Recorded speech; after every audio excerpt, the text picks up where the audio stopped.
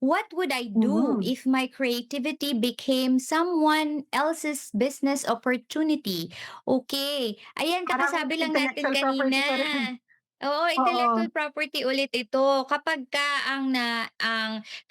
ang ginamit na creativity mo, for example, na sa'yo, eh, yung kunwari awit, lyrics or ano, yun yung, copyright infringement or design or written content, 'yan. Yun yung ano, Hmm. copyright infringement. Kapagka naman name or logo na ikaw yung may gawa, yun yung trademark. Tas pagka Mhm. ano ba 'to, produkto or formula na ginawa mo, patent infringement Patent. naman, 'di ba? I mean patent violation naman.